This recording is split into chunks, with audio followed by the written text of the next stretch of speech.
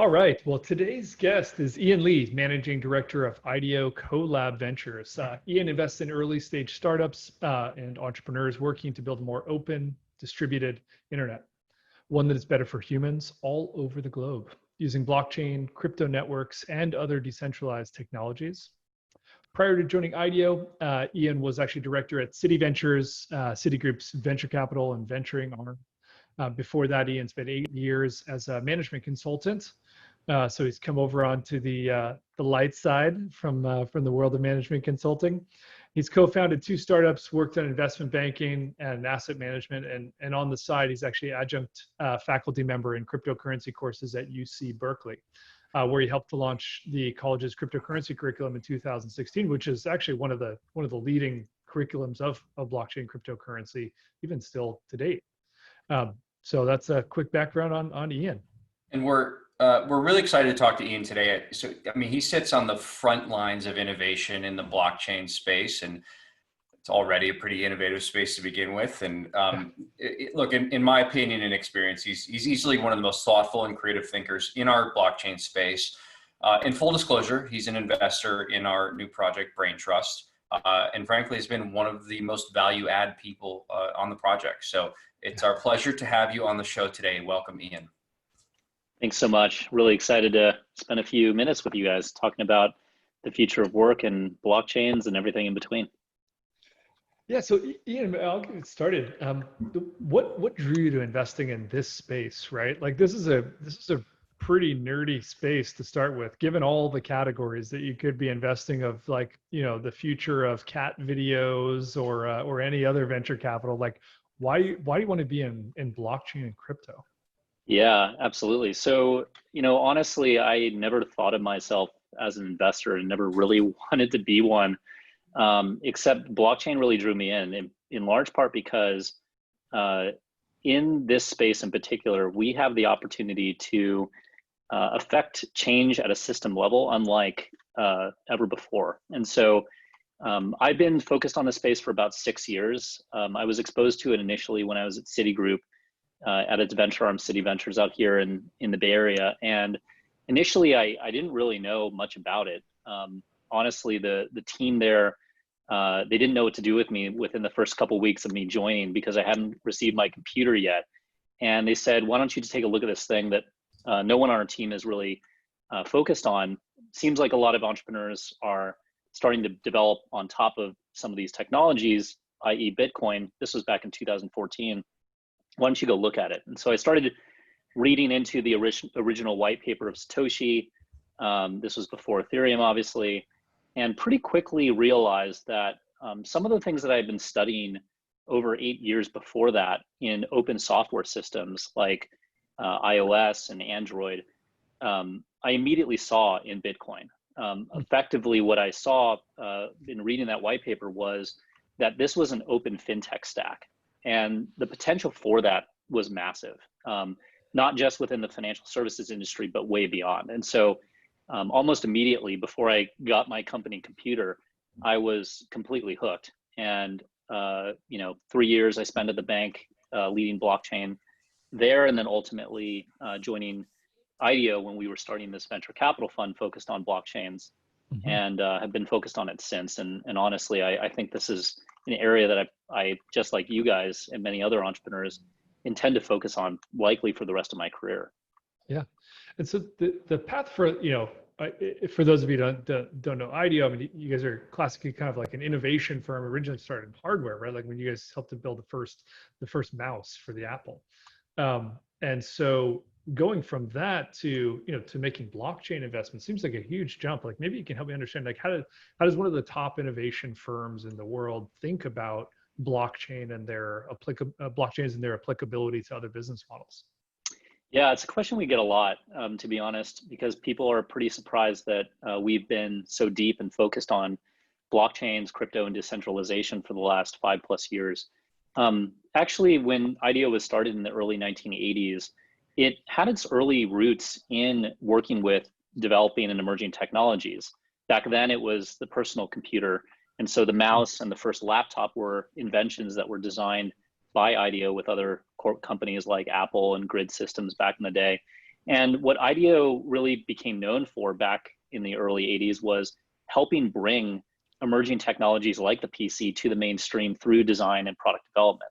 Now, over the 4 decades that IDEO has been around, it's expanded pretty dramatically, right? Globally, we now have studios in 10 locations around the world. We have 800 people. IDEO works in a number of different industries and technology spaces. So artificial intelligence, autonomous vehicles, digital health. These are all areas that IDEO has been working in for 10 plus years. But there were a couple things that IDEO, I think, really, it started really changing. So one was that IDEO started working with bigger and bigger companies as opposed to kind of early stage small startups. And our team, which was set up in 2015, was a very intentional, intentional step to get back to working with early stage companies and very disruptive technologies like blockchain. The second thing is that when you look at IDEO's history, it started out, as you mentioned, in industrial and product design. It then started going into digital and software design about 20 years ago. And then more recently, in the past 10 to 15 years, IDEO has been going into organizational and more recently systems design. And so IDEO has become kind of a design and innovation company across many different things beyond industrial and product design. And when we think about blockchains, which are software systems, they are often changing the way that organizations work, and they're also disrupting the fundamental design and architecture of systems in general, whether the financial system or otherwise. We think that we have a lot to bring to bear on this space specifically, which is got a lot of great technology, but not a lot of the other stuff, which we think we have a unique perspective on. Yeah, interesting. Maybe dive a little bit deeper into kind of investing in this space, right? Like it's still an emerging category with new business models, new ownership structures, like new ways of investing in these things that are maybe different than investing in a classic like Delaware C corporation out of a classic fund. Can you talk a little bit about kind of the most striking differences that you've seen in investing at this level of like in protocols and DApps versus like traditional companies? Yeah, I mean, there's so many. I guess the top line thing that I would say to that is that we believe that investing in blockchain and crypto technologies is participatory in nature as opposed to passive. And what that means is that in order to be both active investors in these networks or in these technologies, but also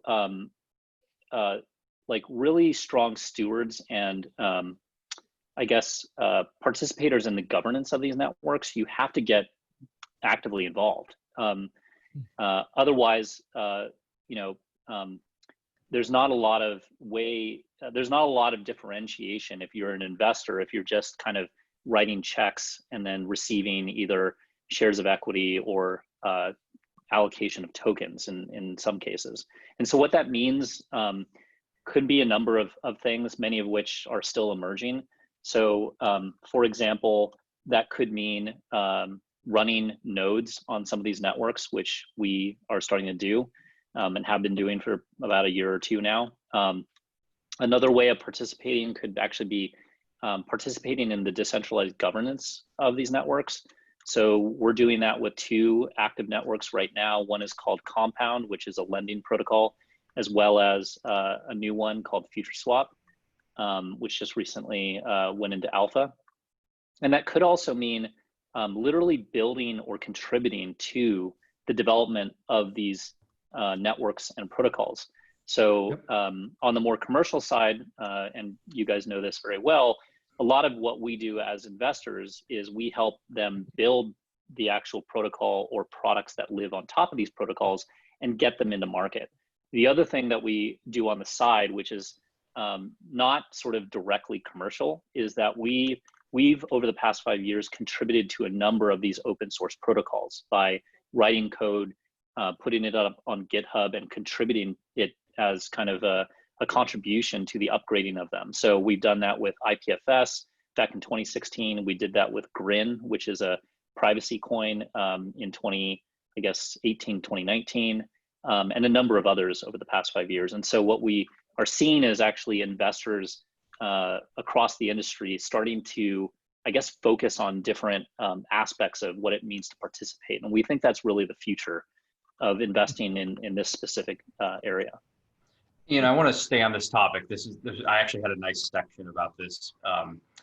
I know you guys are pretty active in Compound's community, and even were nice enough to vote down their first 2 proposals back in April, which I thought was a cool, like, hey, let's like think about how this process works.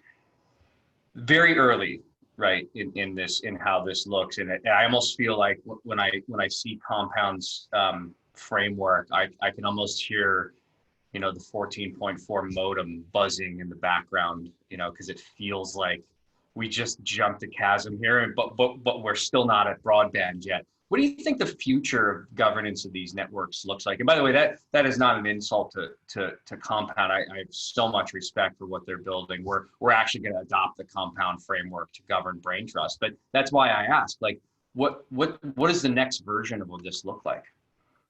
Yeah, I mean, we're still in the early days, and actually, like you, that's why we have a ton of respect for what Robert and the Compound team is doing, because they're really leading the way in terms of what governance, not only should look like, but also what it has to look like in the future. Because what we're finding in real time right now, I think we have a Compound proposal to vote on this week, is just how new this is to the world and how difficult it is, and where these problems live and exist. And we've been seeing a lot of those just since Compound has started this whole process. There have been learnings both on the content side, but also just on the process side, right? In terms of ways to make the governance process smoother and better for the people that are trying to, really maintain security of that protocol. I don't know if I'm really going to have any groundbreaking ideas, just that we're very much in the early days. I think that, some of what we're seeing right now as it relates to governance are a few things. So first is a much more intentional design around who are the governors of the protocol.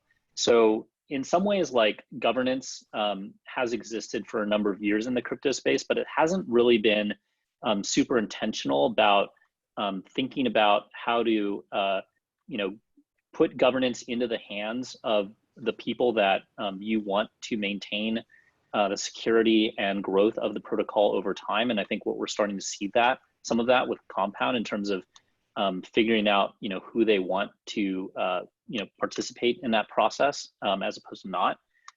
Previously in the past, we've seen, less intentional thought around just making the governors of that protocol token holders or something like that. And that's not necessarily the right design one-to-one. The other thing is really around kind of like, how do you align incentives of people participating in these governance processes. We're starting to see some really interesting experiments there, both with Compound, but with other things like Uniswap and Balancer, which is our decentralized exchanges. Balancer in particular is doing something where they're doing what's called liquidity mining, where liquidity providers of the network receive, governance tokens, and that's kind of incentivizing further adoption of the network, but also kind of like bringing those people that want to be a part of that process in at a pretty early stage. And then I think on the back end, once you have actually some of the people that are participating in governance and starting to submit votes and all that stuff, I think that there's a lot that still has to be done in terms of the process and the interfaces for those people or organizations to make it easier. So some of the things that are kind of obvious and being tried right now are what's called delegated delegation of stake or whatever, where they actually delegate, someone has, let's say it's a certain amount of votes, but they don't want to actually do it. So they'll actually delegate their votes to someone else. I mean, you see this in the traditional equity markets and things like that. So that's something that's been happening. But I think like the interfaces, the tools, the processes, like the sort of like best practices around like how to make that as smooth as possible. I think there's a ton of room to grow there. So even in the Compound case, right? we've seen a couple examples of proposals that have been submitted for vote on like a weekend and then are due like the following day or Monday, right?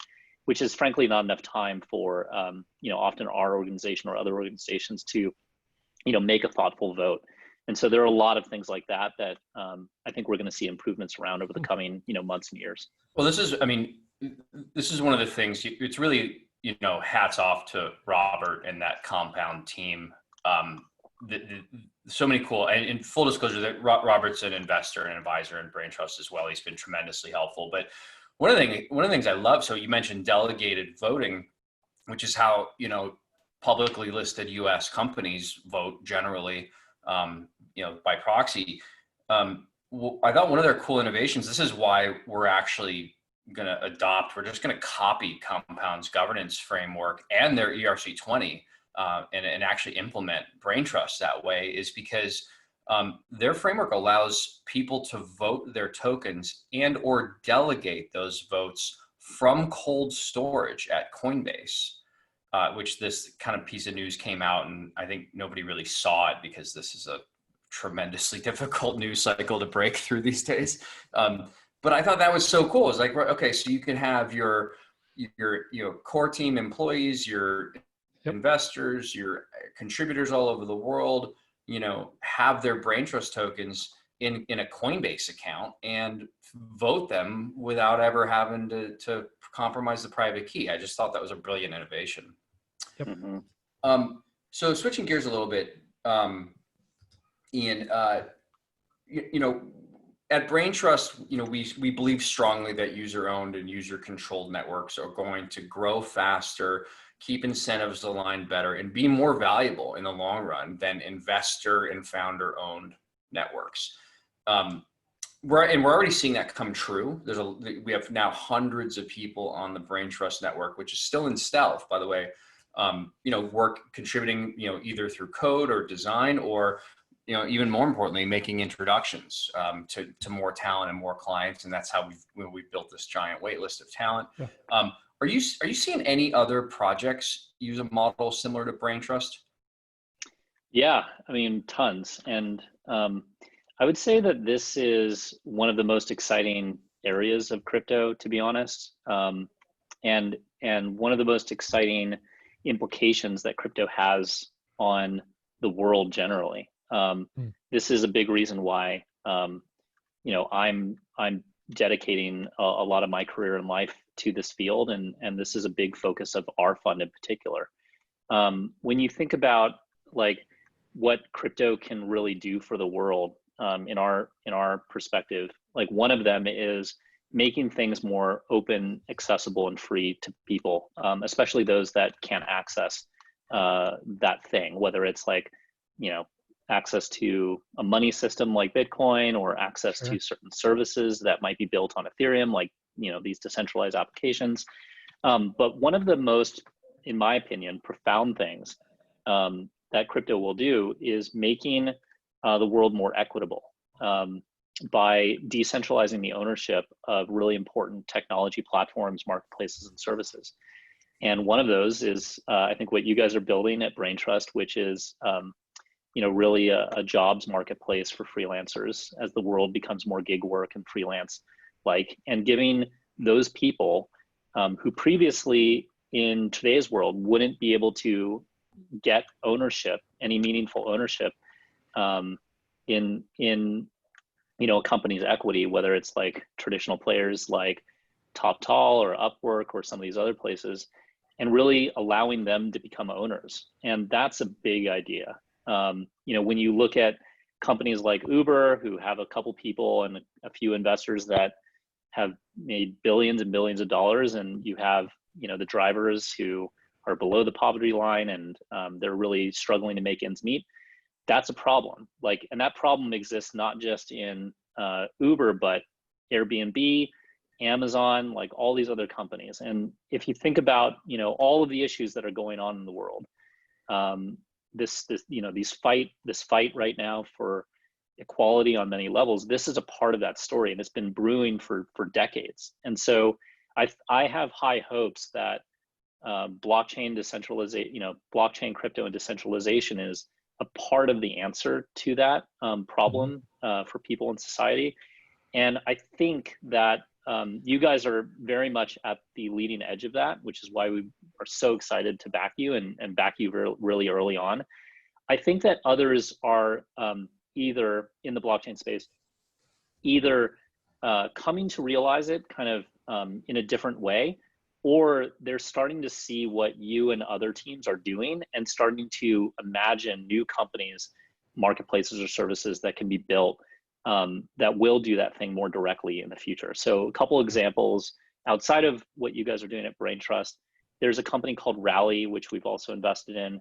They're basically building like a influencer platform, sort of like an Instagram, like a new kind of Instagram thing that is actually owned by the influencers and celebrities of that platform. So if you think about Instagram, like made billions and billions of dollars for Facebook, but a lot of these influencers and bloggers and things like that are worth nothing. This is another example of where that could be applied and actually make it more equitable for these people. There's a couple more recently that have popped up in kind of the more specifically in the retail and fashion space, one called Foundation, another one called Zora, that are similarly enabling creators of either like limited edition sneakers or other things like that to actually, start to build equity and give ownership to themselves as well as their fan base. So I think that this is going to be more and more of a thing, and potentially is one of the biggest things that crypto will do for the world. And when you think about this, like so much of investing, you and I have talked about this, like so much of investing is timing, right? Like catching things at this right inflection point. As an investor, how do you determine the difference between like things that are cool ideas and that are like solutions looking for problems, or like a problem that might exist someday, versus a real serious market that blockchain and crypto can actually address today? Because that seems to be like there's a huge disconnect. I mean, that's the $1 million, $1 billion question, which is, it's hard. You guys know this as well as I do, especially as entrepreneurs, right? I don't know that we have a silver bullet answer to that, but we tend to start at IDEO, right? In our form of investing is we tend to start with human needs, either that have existed for some time or today, or ones that are going to emerge because new capabilities or things are going to open up new needs that will emerge over the next few years. And we think that that's one of our superpowers as both a company and also as investors, is the ability to understand what those needs are both now and in the future, using what IDEO pioneered in the 80s called human-centered design. So I guess the short answer to your question is just we've tended to invest in things that have real needs today.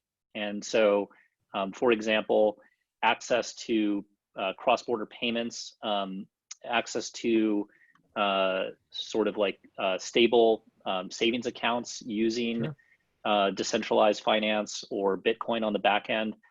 Like we invested in this company called Value, which is helping Venezuelan migrants get access to USD-based savings accounts using decentralized finance tools and platforms, even like Protocol or Bitcoin on the back end to provide those services to people, as well as equity in some of these platforms, like freelancers, or in the case of influencers, those trends, like in the case of influencers with Instagram and stuff, that's been happening in this creator economy for the last 2 decades, starting with, all the way back to when bloggers were starting websites in the early 2000s, to YouTube in the mid 2000s, to now Instagram and all these other platforms. These trends have been happening. These needs have been there for many years. And so that we like opportunities like that are addressing, real human needs today. And as a company that works with a lot of the enterprises, you kind of had an inside track into seeing like what their needs are, specifically on the talent side. Maybe you could kind of connect the dots in what you're seeing, like the global enterprises that you guys serve, and their challenges of kind of accessing the talent they need. Yeah, so I mean, about 95% of IDEO works with the world's Fortune 100, 500 around the world. companies like Ford and Apple and Google and all these other companies. So as you said, like one of our superpowers is the ability to access all of those networks and all, the insights and expertise that has been developed in working with those companies over the years.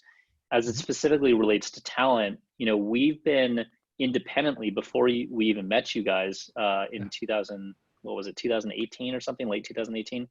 Independently before that, for about a year and a half, IDEO and our division, IDEO CoLab, have been looking at the future of work with a bunch of organizations like Fidelity, Blue Cross Blue Shield, AAA Insurance, a number of others. And what we found is that a lot of companies are not prepared for the future of work.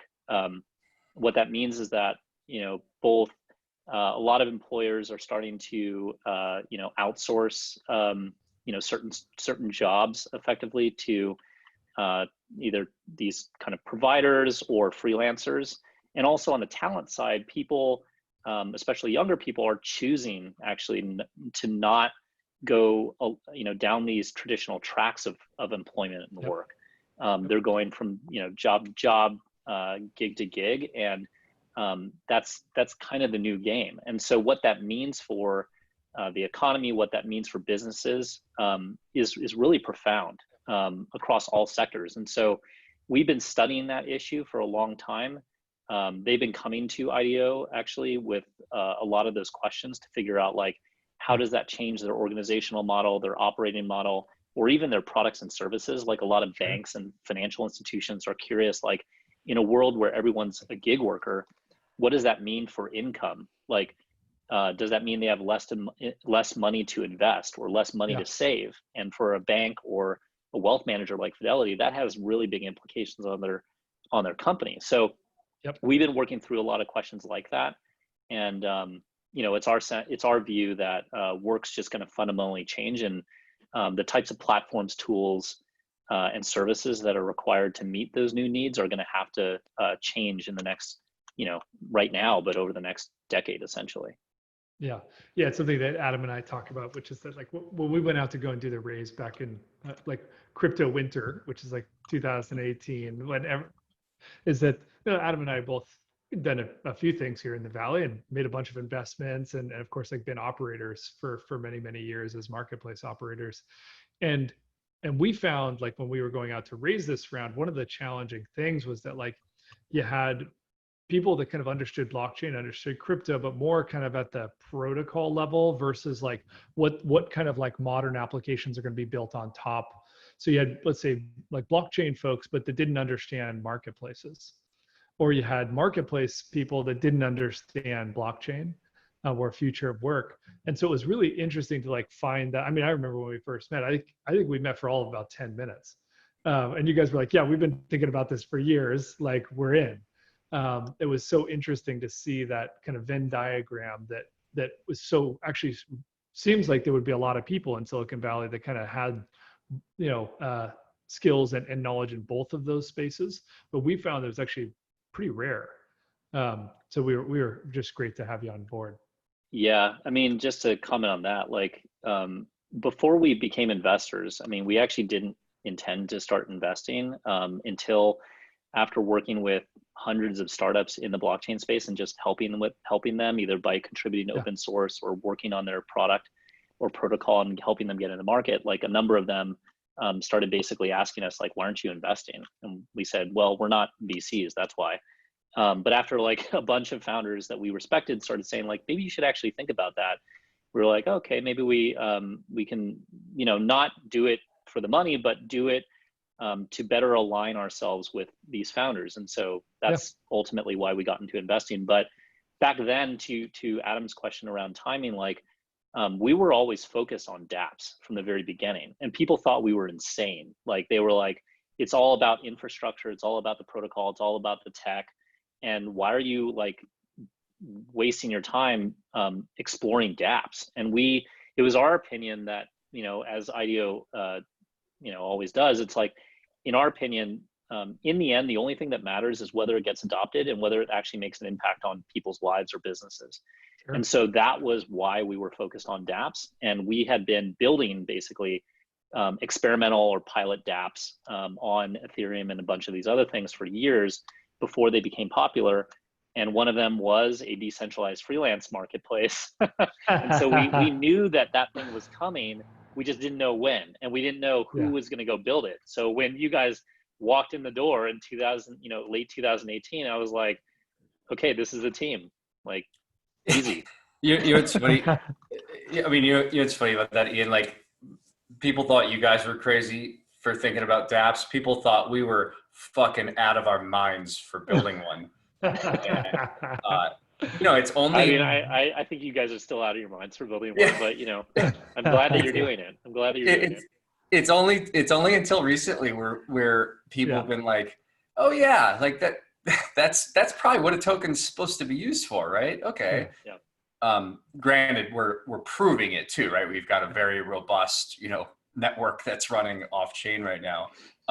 That actually reminds me of a related question I'd love to get your take on. So we at Brain Trust are following what Jesse Walden over at A16Z has written about, what he calls kind of the path of progressive decentralization. And it was actually funny to read his post. It's a great piece. Because we'd actually mapped out the same thing internally. We hadn't published it. I think it was probably in our seed deck when we talked to you guys. But it's this framework of like, you start highly centralized, and then you build your community and you find product market fit, and then you kind of slowly decentralize and sort of step out of the way. And we haven't seen a lot of examples of this being done well. It's usually like centrally controlled forever, like Binance, right? Which is a phenomenal project, but not anywhere near decentralized, or sort of like decentralized from day one and sort of doesn't go anywhere, right? Which is generally every other project, almost a dApp, at least in the space. And then you see, Robert's a good example, Compound's a good example of gradual. We're even more gradual. Ian, from your standpoint, your perch, like, what feels right for like when it's time to get out of the way and sort of give up control? Yeah. I mean, that's one of the biggest topics right now, as you know, right, in this space. And I think like a big reason why it's such an important topic is, how do you actually build and grow one of these products or systems and make it successful, and go basically from this like idea to something really important in the world. And I think where it often breaks down is, the chasm of death, like crossing the chasm from, early kind of adopters, like people often just in the crypto space that are willing to try like anything that comes out, and getting to kind of product market fit and finding users that are actually early adopters still, but like users that are going to help bridge to the mainstream. That's the hardest part.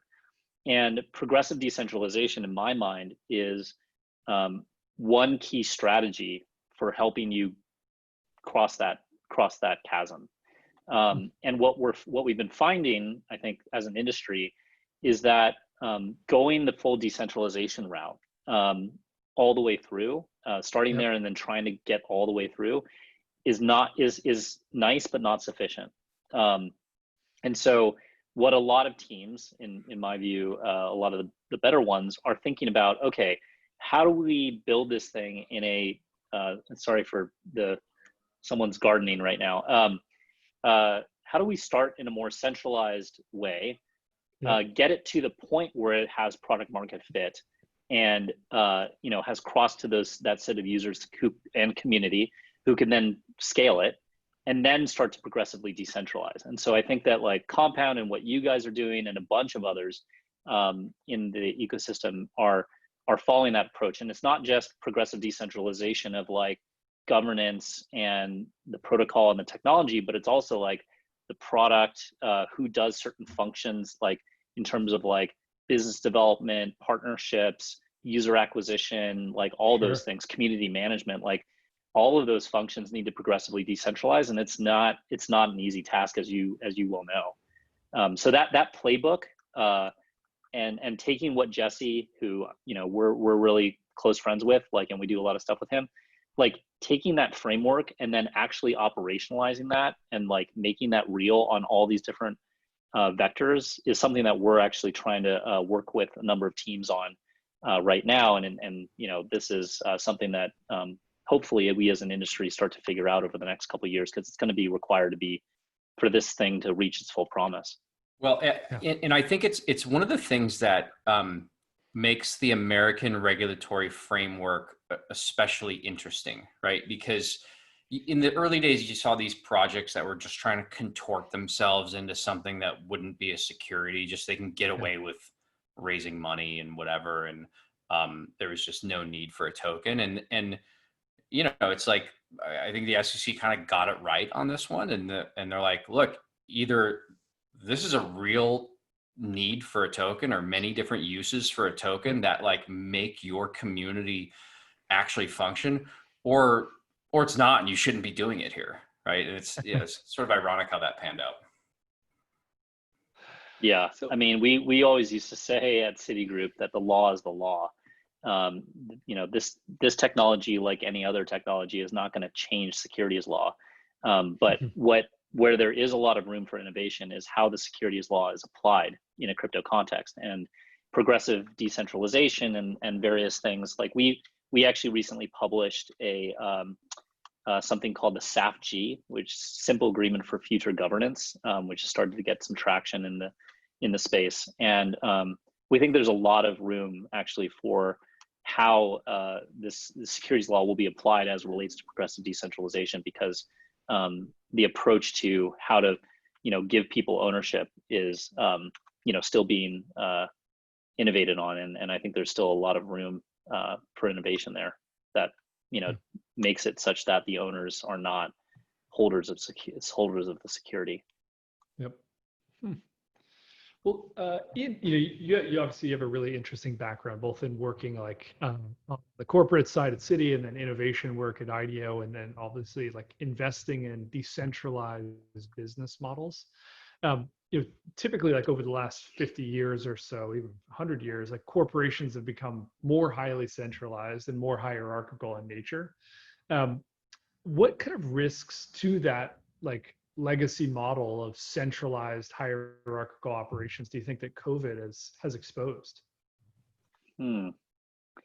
So let me take the first question before COVID, because that's like a whole nother complexifying layer. I mean, the biggest risk to corporations of these hierarchical centralized, you know, organizations is that it's just like the old way of doing business. And with that, you can't get the best people. I mean, I've been a part of and worked with so many organizations in the past whose one of their greatest weaknesses was that they just could not attract the world's best. And in today's world that is hyper competitive, that is completely global, that is super fast moving, you know, completely digital, if you don't have the best, you're going to die, you know, very fast, or your business is not going to be able to innovate fast enough. And so, you know, that trend has been happening for a very long time, and that's why organizations need to adopt new models. When you look at like even the military, for example, like McChrystal and like his whole like team of teams concept, like they have a very it's not completely decentralized, but it's much more you know, distributed in terms of like what management, leadership, and talent looks like in these places like Afghanistan or whatever. And so like the corporate world has a lot to learn from other places like military and other things that are much less kind of hierarchical and centralized. As far as COVID, I mean, a lot of this is playing out in real time. I think that some of the things that we've been thinking about at IDEO is, you know, what it means to be a virtual or remote first company. On the consulting side, right? Like, which I'm not directly a part of, but they've been doing a lot of thinking in terms of what it means to be a remote first, digital first, you know, consultancy. And the kind of the interesting question that I give is that like a lot of companies traditionally have thought about remote secondary and like in-person first. but becoming remote first is a really big transformation. And so I think that like we, IDEO, but a lot of other companies are trying to think through that right now. And that's a really hard question to answer. As it relates to that, that therefore brings up all of these other questions. Like if you are truly remote first and you have either no physical offices or your physical offices, the purpose of them are fundamentally changed. Like maybe they're more about events or meetings or client kind of relationship building or other things. Like, then what does that imply in terms of your talent base? Like, it creates problems, right? Like, especially in a business like IDEO Consulting, where a lot of it is about in-person like interaction and like working together like in person live. That creates new challenges, but it also creates new opportunities, because now, unlike before, IDEO and many other companies can now access talent all over the world that previously either could not, relocate or didn't want to relocate or whatever. And that opens up, amazing possibilities. And so, we're still in the early days of this, but I think that we're going to see some really profound changes to, work and how companies are structured, likely in the next like 12 to 18 months as a result of all of this. Yeah. Yeah, we Adam and I talked about this a lot. Like when we were investing, we kind of like looked at a couple different things as like areas that could create momentum for companies. One is like removing friction out of some really friction-laden process. Like startups in Silicon Valley are great at like removing friction. The other thing is like finding something where there is a forcing function that creates a momentum around a market. And there's definitely something we've seen it just in the past couple of months, whereas 3 months ago, you'd go and meet with a Fortune 500 and they'd say, yeah, well, we need people co-located in our office in ABC town in the middle of America. And all of a sudden that's completely changed. And now the question is, how do we find the best people in the world, no matter where they live? So, we've been really fortunate to kind of feel the wind at our backs on that one. All right, Ian, we're going to switch gears a little bit here to something we call the lightning round. So we're going to ask you a question, and then we don't want you to think about it too much. We just want you to give us your kind of 1 or 2 sentence answer. Does that sound all right? Yeah, that sounds fun. All right. First, what have you learned about yourself during shelter in place? Whoa, these are deep, potentially deep. Don't worry, not all of them.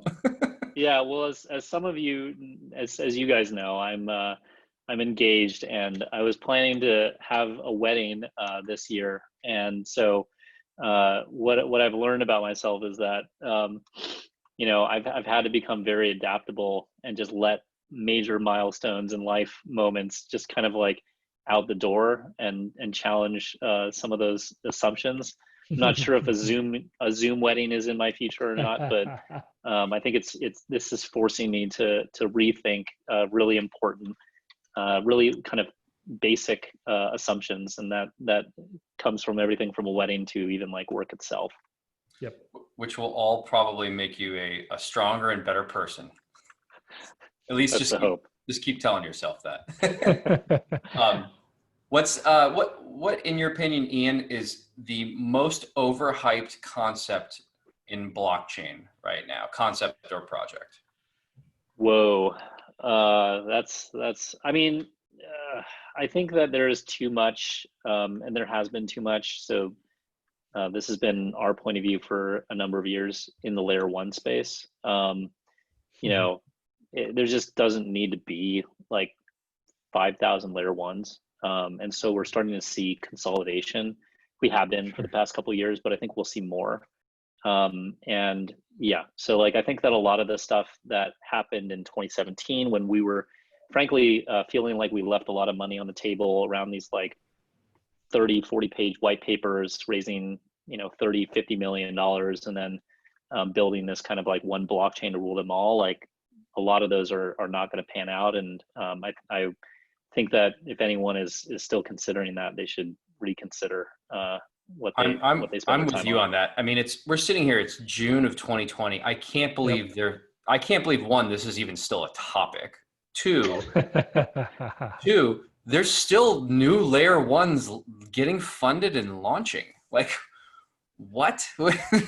Where are the users? Anyway, what about Yeah. the most underhyped project or concept? Yeah. Underhyped concept, besides brain trust, I guess. Thank you. Yeah, no, I mean, I actually think the space that you guys are in is super interesting. And like how, sorry, I'm just getting a little notification on my computer, but this whole space of how to turn services, often marketplaces, two-sided marketplaces, into something that is more equitable is a huge, huge idea, and can be kind of like implemented in many different verticals and contexts outside of the space, the rec space that you guys are going after. And so Yeah. I don't think people have completely wrapped their heads around that. I think that they will.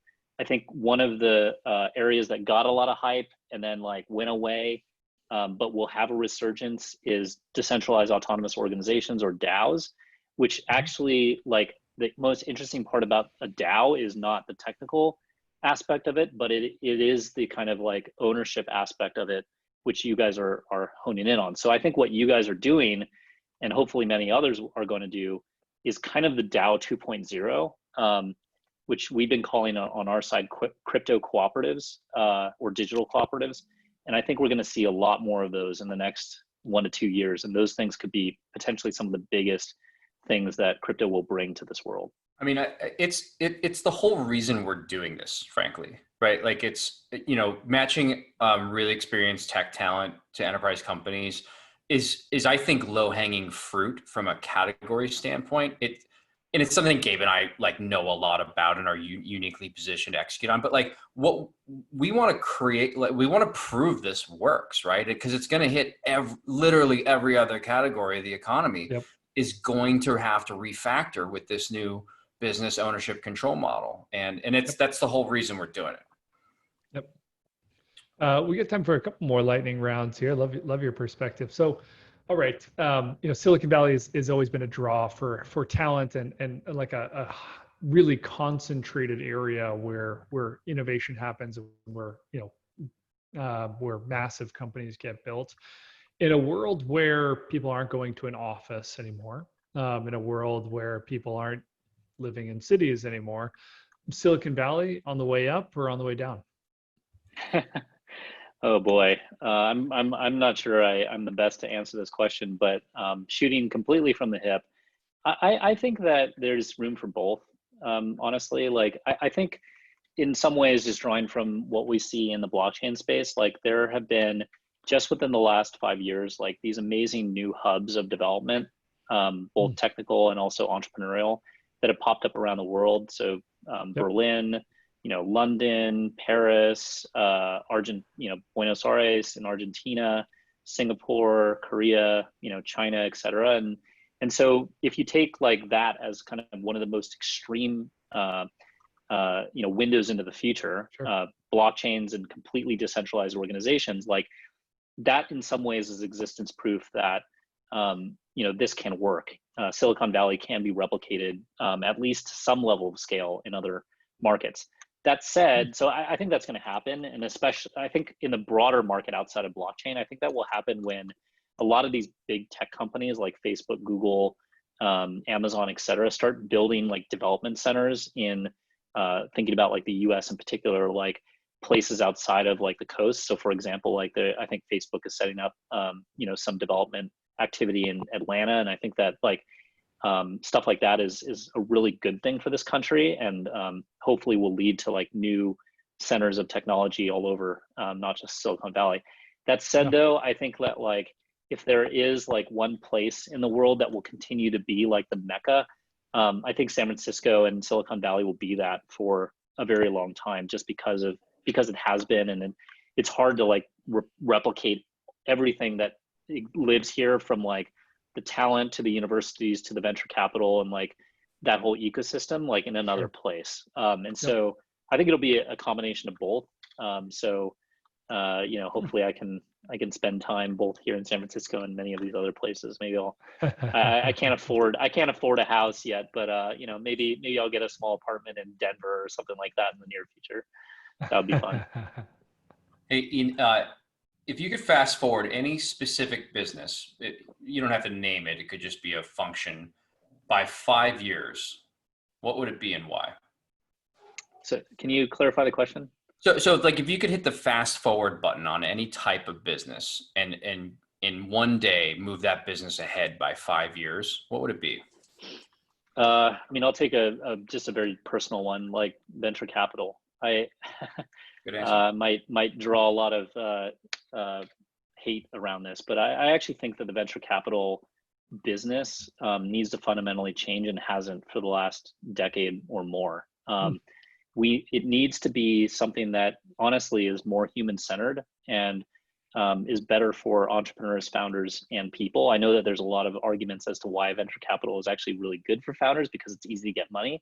But in my opinion, like venture capital as like a way to truly support entrepreneurs in the development and growth and success of their dreams is much more than just money. And so what I think needs to change and hopefully will over the next like 5 to 10 years is a meaningful change to venture capital. And we're already starting to see this where they're not just, writing checks and giving, sage advice every 3 months, but like actually working, in the trenches with these people and helping them succeed. And that to me is one area that I think would make a huge impact in a pretty small community. I mean, there are many others too, like much more important ones, quite frankly, but that's one that's closer to home and something that I'm really passionate about. So just to touch on that, given that you're a venture investor and focused on future work, what's the company you wish you had invested in the future work besides Zoom and Brain Trust? I think that there is something that is going to happen in the intersection of gaming, fintech, and work. So when I look at like e-gaming, or I look at some of these other platforms, even like Fortnite or Animal Crossing, quite frankly, or some of these other things, like I think there's going to be something that will emerge, whether it's already existing like Fortnite or something really big in the future that is going to actually be one of the native ways in which people work, which is going to be really weird for people like me. Frankly, I'm probably going to be out of a job in those environments, but I think for the younger generations, it's going to be a huge thing. So I'm not giving you a specific example of a company that I would have invested in, but like that category, I think is going to be really big. Super cool. That's cool. Well, Ian, we're going to close it out there. I can't thank you enough for being here as a guest. This was an awesome conversation. Also, thanks for being such an amazing supporter of the Brain Trust Project. As I said earlier, you guys have been, to your point about venture capital, it's been you and the whole team have been so value add to us, and I can honestly say we wouldn't be as far along as we are without you. So thank you. Absolutely. Where can people reach you and the team for find out more about you in the IDEO CoLab? Yeah, they can go to Twitter. Our handle is IDEO VC. So just follow us there and check out what we're up to. We have our contact information there as well. So reach out if you want to learn more about us or you're working on something cool. We're always excited to meet new people. Awesome. Yeah, for those entrepreneurs out there that are building blockchain projects, early stage blockchain projects, can't recommend them enough. I'd highly recommend you reach out.